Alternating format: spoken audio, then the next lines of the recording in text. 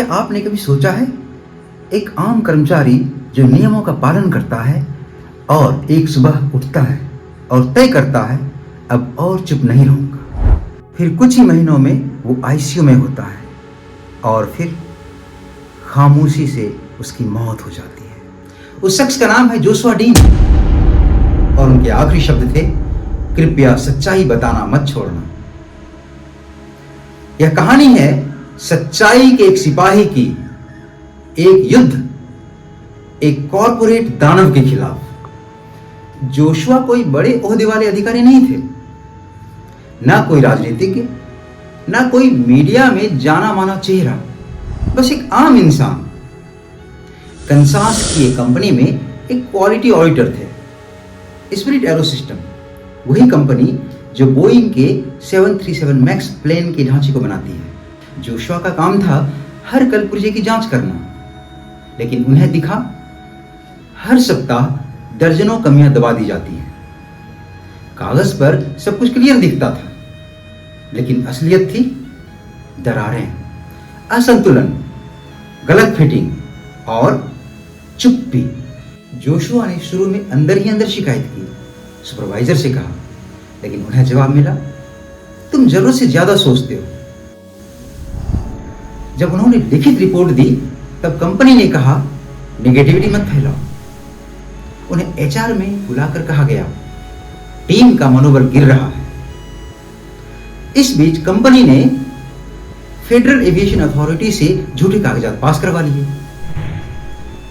तब जोशुआ ने एक बाहरी जांच एजेंसी को सबूत भेजे और यहीं से उनकी दुश्मनी सिस्टम के साथ शुरू हुई।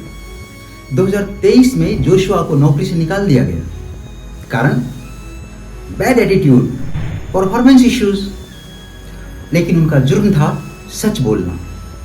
इस घटना के कुछ महीनों बाद ही जोशुआ को एक बैक्टीरियल इन्फेक्शन हो गया, जिसका नाम था नेक्रोटाइजिंग फैशियाटिस, जो त्वचा को खा जाती है और शरीर के अंगों को बेकार कर देती है।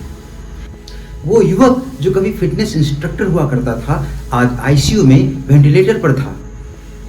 मां ने कहा वह लड़ रहा था, लेकिन उनका शरीर हार गया। जोशुआ अकेले नहीं थे। स्पिरिट एरो सिस्टम में कई लोग ये जानते थे कि कुछ गड़बड़ है, लेकिन सिर्फ जोशुआ ने आवाज उठाई। कुछ महीने पहले एक और शख्स ने आवाज उठाई थी, जिनका नाम था जॉन बार्नेट। अब जोशुआ भी नहीं रहे। क्या यह महज इत्तेफाक है या एक सिस्टमैटिक इंटिमिडेशन स्ट्रेटेजी, जहां संदेश साफ है, सच बोलोगे तो सिस्टम तुम्हें निगल जाएगा। जोशुआ ने कोई किताब नहीं लिखी, ना कोई प्रेस कॉन्फ्रेंस की, पर जो ईमेल, इंटरव्यू और कोर्ट फाइलिंग छोड़ी है, वह किसी क्रांति से कम नहीं है। उन्होंने लिखा था, मैं जानता हूं मुझे नुकसान होगा, पर अगर कोई नहीं बोला तो सभी चुप रहेंगे। जोशुआ की बहन ने कहा, वह सच्चाई के लिए जी रहा था और उसी के लिए शहीद हो गया, और आज हम उसी सच्चाई को सुन रहे हैं।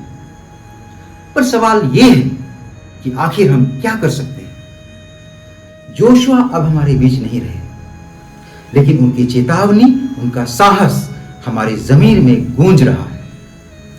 अगर आप ये मानते हैं कि एक कर्मचारी की जिंदगी एक कंपनी के मुनाफे से ज्यादा मायने रखती है, तो इस वीडियो को सिर्फ देखें नहीं, कमेंट करें, जस्टिस फॉर जोशुआ। सब्सक्राइब करें, क्योंकि हम झूठ के खिलाफ हर आवाज की मंच बनना चाहते हैं। न्यूज़ वेब इंडिया पर हम कहानियां नहीं सुनाते, हम वो दस्तावेज खोलते हैं जो सिस्टम छुपाना चाहता है। सच के संघर्ष में क्या आप हमारे साथ हैं?